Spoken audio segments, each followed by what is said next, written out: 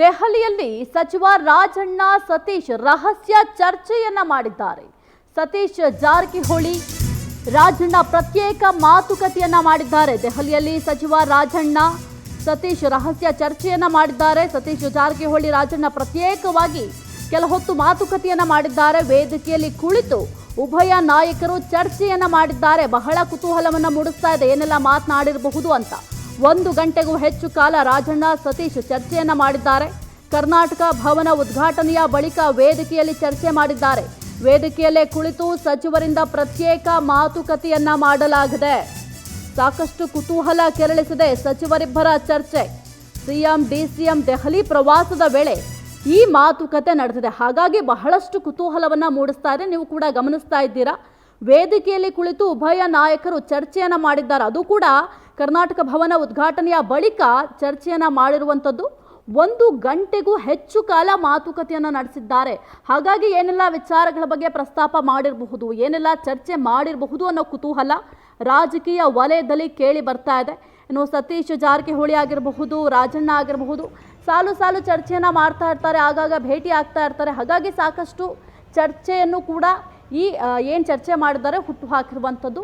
ಇನ್ನು ಅದು ಕೂಡ ಕರ್ನಾಟಕ ಭವನ ಉದ್ಘಾಟನೆಯ ಬಳಿಕ 1 ಗಂಟೆಗೂ ಹೆಚ್ಚು ಕಾಲ ಮಾತನಾಡಿದ್ದಾರೆ. ಅಂದರೆ ಈಗಾಗಲೇ ಸಿಎಂ ಡಿಸಿಎಂ ಇಬ್ಬರೂ ಕೂಡ ದೆಹಲಿ ಪ್ರವಾಸವನ್ನು ಕೈಗೆತ್ತಿಕೊಂಡಿದ್ದಾರೆ. ಏಕೆಂದರೆ ಕಾಂಗ್ರೆಸ್ನಲ್ಲಿ ಆಗ್ತಾ ಇರುವ ಬೆಳವಣಿಗೆ ಆಗಿರಬಹುದು, ಕೆಪಿಸಿಸಿ ಅಧ್ಯಕ್ಷ ಸ್ಥಾನ ಬದಲಾವಣೆ ಆಗಿರಬಹುದು, ಹೀಗಾಗಿ ಸಾಕಷ್ಟು ಬೆಳವಣಿಗೆಗಳ ಕುರಿತು ಹೈಕಮಾಂಡ್ಗೆ ವರದಿಯನ್ನು ಕೊಡಬೇಕಾಗತ್ತೆ.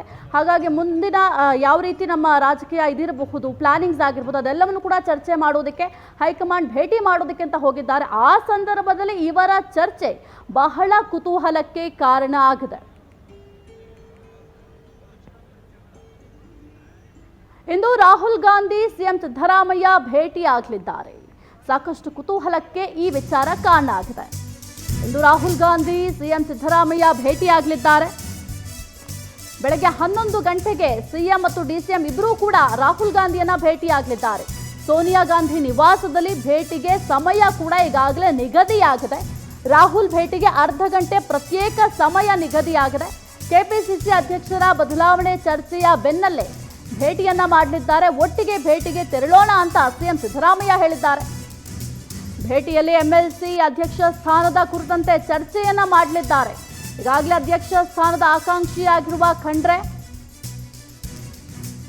ಸಿದ್ದರಾಮಯ್ಯ ಭೇಟಿಗೆ ಬೆಳಗ್ಗೆ 11 ಗಂಟೆಗೆ ಕಾಲಾವಕಾಶವನ್ನ ನಿಗದಿ ಮಾಡಲಾಗಿದೆ. ಇಂದು ರಾಹುಲ್ ಗಾಂಧಿ ಮತ್ತು ಡಿಸಿಎಂ ಡಿಕೆ ಶಿವಕುಮಾರ್ ಇಬ್ಬರೂ ಕೂಡ ಭೇಟಿಯಾಗಲಿದ್ದಾರೆ. ಈ ಕುರಿತು ಹೆಚ್ಚಿನ ಮಾಹಿತಿ ನೀಡ್ತಾರೆ ನಮ್ಮ ಪ್ರತಿನಿಧಿ ಸಂತೋಷ್, ರಾಹುಲ್ ಗಾಂಧಿಯನ್ನ ಭೇಟಿ ಮಾಡಲಿಕ್ಕೆ ಸಿಎಂ ಮತ್ತು ಡಿಸಿಎಂ ಇಬ್ಬರೂ ಕೂಡ ತೆರಳಲಿದ್ದಾರೆ. ಯಾವೆಲ್ಲ ವಿಚಾರಗಳ ಬಗ್ಗೆ ಚರ್ಚೆ ಮಾಡಲಿದ್ದಾರೆ?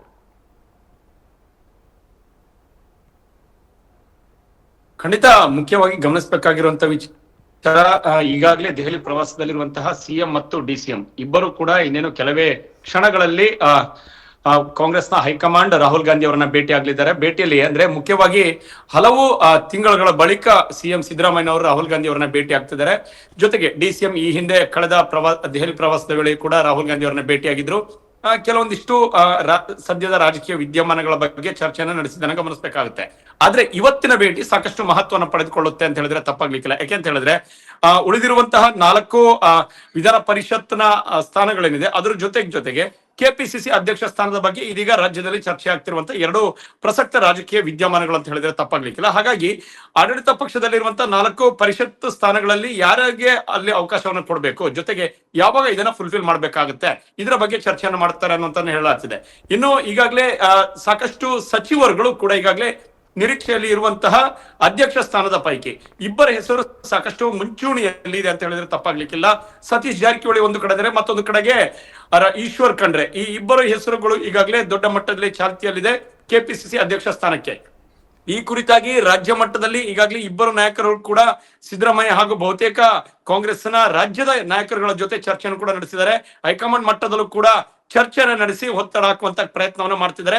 ಇಬ್ಬರು ಕೂಡ ಕೆಲವೊಂದಿಷ್ಟು ನಿಯಮಗಳನ್ನ ಪಾಲಿಸೋದಕ್ಕೆ ಮುಂದಾಗ್ತಿದ್ದಾರೆ. ಅಂದ್ರೆ ಒಂದು ಕಡೆ ಷರತ್ ಅಂತ ಹೇಳಿದ್ರು ಕೂಡ ತಪ್ಪಾಗ್ಲಿಕ್ಕಿಲ್ಲ. ಈಗಾಗಲೇ ಹಾಲಿ ಚಾಲ್ತಿಯಲ್ಲಿರುವಂತಹ ಡಿ ಕೆ ಶಿವಕುಮಾರ್ ಅವರಿಗೆ ಯಾವ ರೀತಿಯಾಗಿ ಅಧ್ಯಕ್ಷ ಸ್ಥಾನದ ಜೊತೆ ಸಚಿವ ಸ್ಥಾನವನ್ನು ಮುಂದುವರಿಸಿಕೊಂಡು ಹೋಗೋದಕ್ಕೆ ಅವಕಾಶವನ್ನು ಕಲ್ಪಿಸಲಾಗಿದೆ, ಅದೇ ನಿಟ್ಟಿನಿಂದಾಗಿ ಸತೀಶ್ ಜಾರಕಿಹೊಳಿ ಕೂಡ ಅದೇ ರೀತಿಯಾದಂತ ಮಾದರಿಯ ಒಂದು ಅವಕಾಶವನ್ನು ಕೊಟ್ಟರೆ ನಾನು ಕೂಡ ನಿಭಾಯಿಸಬಲ್ಲೆ ಅನ್ನೋಂಥದ್ದನ್ನ ಹೇಳಿದ್ದಾರೆ.